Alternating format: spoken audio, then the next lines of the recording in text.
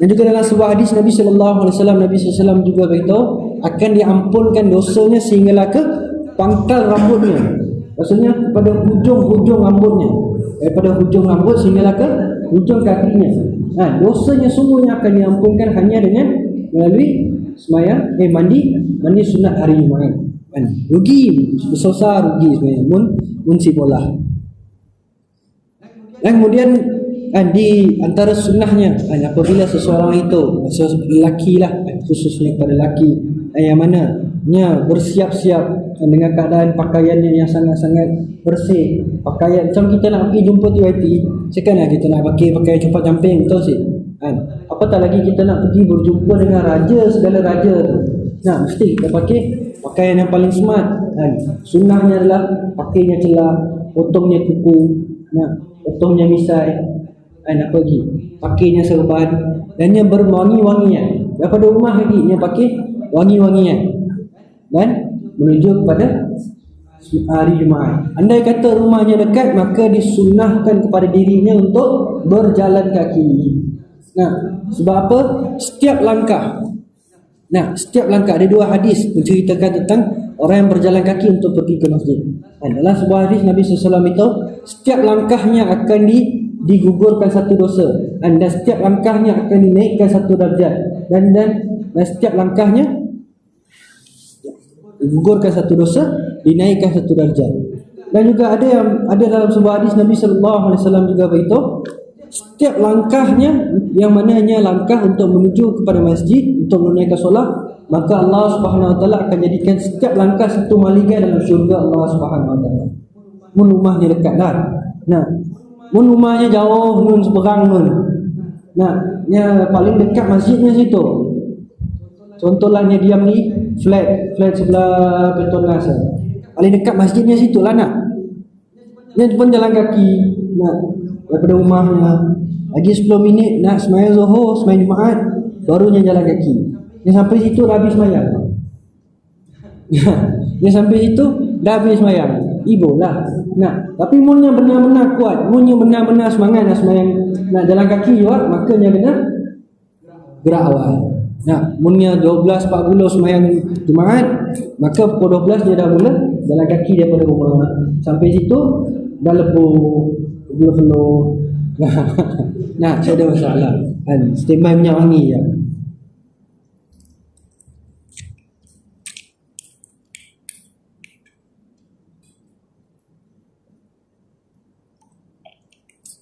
Maaf.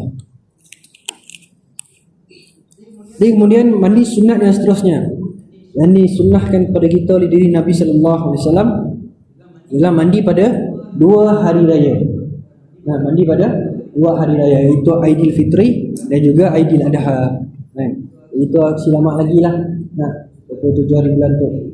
Bapa ikut Ustaz. Bapa ikut korban ni masjid tu. Ada buat ibadah korban tahun tu. Oh, tahun mengungsi. Jauh dah tu. Ada pula ibadah korban tahun tu. Ada pula ibadah korban tahun tu. Ada sembelih sih tahun tu. Korban dah. Belum ada. InsyaAllah kita akhir ada. Sah-sah akhir lah. InsyaAllah. Dia tahu YB sumbang kambing lembu seekor nak. Kebiasaannya YB akan sumbang. Kebiasaannya lah, saya tahu lah di situ. InsyaAllah. Jadi disunnahkan kepada baik lelaki ataupun wanita ataupun golongan yang sedang bermusafir untuk mandi sunat Aidil Adha ataupun mandi sunat Aidilfitri sebelum mereka menunaikan solat hari raya. Walaupun ibu-ibunya tidak pergi ke masjid ataupun si pun pergi sembahyang sunat Aidil Adha, sebab dibolehkan wanita untuk turut berserta dalam sembahyang sunat Aidil Adha ataupun Aidilfitri. Andai kata ibu-ibunya jago masak di rumah, biasalah laki pergi sembahyang Jumaat, sembahyang raya, dia tahu balik makanan dah siap di rumah. Jadinya pun si ikut lakinya pergi sembahyang Aidilfitri di masjid ataupun Aidil Adha, maka disunnahkan juga kepada ibu-ibu untuk mandi sunat Aidil Adha. Si lama lagi bah. Tetapnya akan dapat ganjaran yang sama. Ganjaran yang sama dengan si laki yatik. Cuma lelaki yatik dia dapat ganjaran sembahyang sunat sekali. Tapi si wanita yatik dia dapat ganjaran mandi sunat Aidil Adha. Dia kiaskan mandi sunat hari raya tu dikiaskan dengan mandi sunat hari Jumaat, sama aja.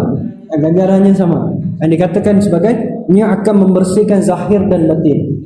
Ketika kita mandi sunat Aidilfitri lah kebiasaannya. Apabila kita dah lepas daripada bulan Ramadan, pada pagi hari raya Aidilfitri kita disunnahkan mandi sunat hari raya Aidilfitri. Kerana apa? Kerana ketika kita mandi kita akan membersihkan zahir dan batin kita. Sebab tu kalau kita perasan, kenapa hari raya Aidilfitri? Kenapa mesti sebut Aidilfitri? Apakah maksud fitri ya sana?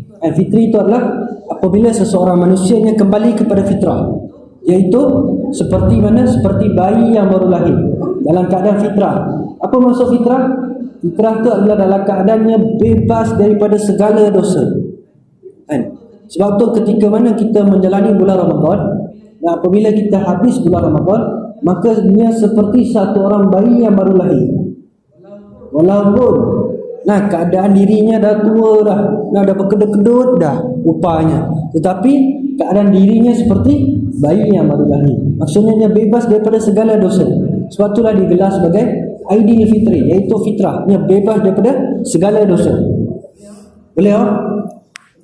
Jadi sebab dalam sebuah hadis Nabi SAW, yang hadis tak agak keras lah, mungkin tuan-tuan, ibu-ibu, apa-apa pernah dengar.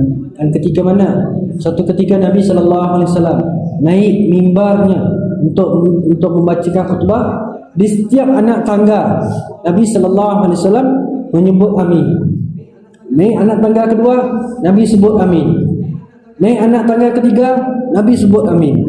Maka setelah habisnya khutbah, datangnya sahabat bertemu dengan Nabi SAW, bertanya dengan diri Nabi SAW, "Ya Rasulullah, kami dengar ketika mana kamu menaiki setiap anak tangga, kamu menyebut amin. Maka apakah yang kamu aminkan ya Rasulullah?" Maka datangnya Jibril alaihissalam kepadaku dan memberitahu kepadaku, celakalah bagi diri seseorang yang mana mempunyai ibu ataupun bapa ataupun salah seorang daripada mereka, akan tetapi tidak menjadi asbab untuk mendapatkan keridhaan Allah Subhanahu Wa Taala. Maka diaminkan oleh Nabi sallallahu alaihi wasallam dan didoakan oleh Jibril alaihi salam. Dua-dua adalah orang yang maksum. Maksudnya doanya akan diterima secara direct oleh Allah Subhanahu Wa Taala. Dan apabila Nabi SAW naik tangga kedua, maka Jibril AS pun telah berdoa, celakalah bagi diri seseorang yang mana melimpasi bulan Ramadan tapi tidak mendapat pengampunan Allah Subhanahu Wa Taala. Maka diaminkan oleh diri Nabi SAW.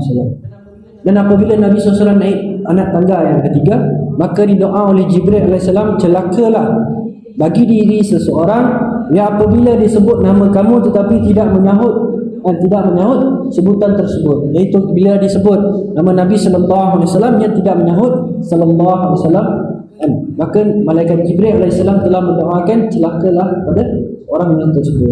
Maka dan diaminkan oleh diri Nabi sallallahu alaihi wasallam. Jadi balik pada cerita kita tu, nak ceritakan bahawasanya setiap orang yang melalui bulan Ramadan, apabila nya benar-benar dalam keadaannya beramal, beribadah dan juga berpuasa sungguh-sungguh kerana Allah SWT, maka janji Allah SWT, Allah SWT akan jadikan dirinya dalam keadaan bersih seperti bayi yang baru lahir ketika pagi Ramadan. Boleh ibu-ibu, bapa-bapa, insyaAllah. Dan juga antara perkara yang mana fadilatnya mandi sunat pada pagi hari raya adalah ia akan menambahkan seri diri seseorang. Dia dah putih dah, tapi bila dia mandi dia akan seri. Walaupun kita dua hitam, tapi bila kita mandi sunat hari Aidil Adha ataupun Aidilfitri, maka serinya akan kelihatan di wajahnya. Dan yang terakhir sekali adalah kita merasakan tanda bersyukur kepada Allah Subhanahu Wa Taala. Walaupun cara bersyukurnya sebanyak caranya, antaranya adalah mandi. Dengan mandi sunat hari raya Aidilfitri ataupun Aidil Adha adalah menunjukkan tanda kita bersyukur dengan Allah Subhanahu Wa Taala. Leo